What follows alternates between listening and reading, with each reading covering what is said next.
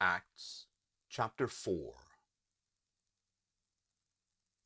As they spoke to the people, the priests and the captain of the temple and the Sadducees came to them, being upset because they taught the people and proclaimed in Jesus the resurrection from the dead. They laid hands on them and put them in custody until the next day, for it was now evening. But many of those who heard the word believed, and the number of the men came to be about 5,000. In the morning, their rulers, elders, and scribes were gathered together in Jerusalem. Annas the high priest was there, with Caiaphas, John, Alexander, and as many as were relatives of the high priest. When they had stood Peter and John in the middle of them, they inquired, "By what power or in what name have you done this?"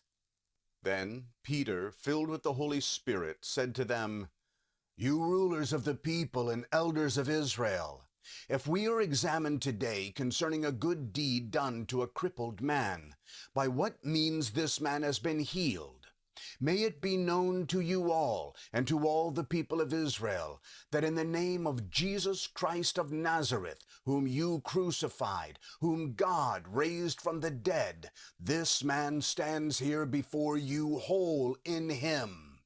He is the stone which was regarded as worthless by you, the builders, which has become the head of the corner.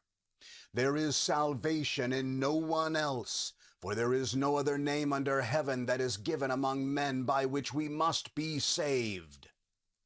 Now when they saw the boldness of Peter and John, and had perceived that they were unlearned and ignorant men, they marveled. They recognized that they had been with Jesus. Seeing the man who was healed standing with them, they could say nothing against it. But when they had commanded them to go aside outside of the council, they conferred among themselves, saying, "What shall we do to these men? Because indeed a notable miracle has been done through them, as can be plainly seen by all who dwell in Jerusalem, and we can't deny it. But so that this spreads no further among the people, let's threaten them, that from now on they don't speak to anyone in this name." They called them and commanded them not to speak at all or teach in the name of Jesus. But Peter and John answered them, "Whether it is right in the sight of God to listen to you rather than to God, judge for yourselves. For we can't help telling the things which we saw and heard." When they had further threatened them, they let them go, finding no way to punish them because of the people. For everyone glorified God for that which was done. For the man on whom this miracle of healing was performed was more than 40 years old. Being let go, they came to their own company and reported all that the chief priests and the elders had said to them. When they had heard it, they lifted up their voice to God with one accord and said, "O Lord, you are God who made the heaven, the earth, the sea, and all that is in them, who by the mouth of your servant David said, 'Why do the nations rage and peoples plot in vain? The kings of the earth take a stand, and the rulers plot together against the Lord and against his Christ.' For truly both Herod and Pontius Pilate, with the Gentiles and the people of Israel, were gathered together against your holy servant Jesus, whom you anointed to do whatever your hand and your counsel foreordained to happen.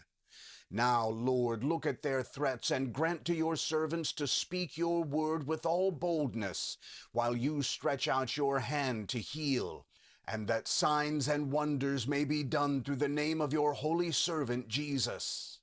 When they had prayed, the place was shaken where they were gathered together. They were all filled with the Holy Spirit, and they spoke the word of God with boldness. The multitude of those who believed were of one heart and soul. Not one of them claimed that anything of the things which he possessed was his own, but they had all things in common. With great power the apostles gave their testimony of the resurrection of the Lord Jesus. Great grace was on them all.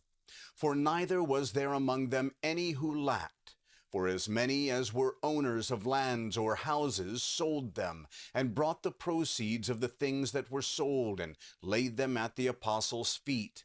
And distribution was made to each according as anyone had need. Joseph, who by the apostles was also called Barnabas, which is, being interpreted, son of encouragement, a Levite, a man of Cyprus by race, having a field, sold it, and brought the money and laid it at the apostles' feet.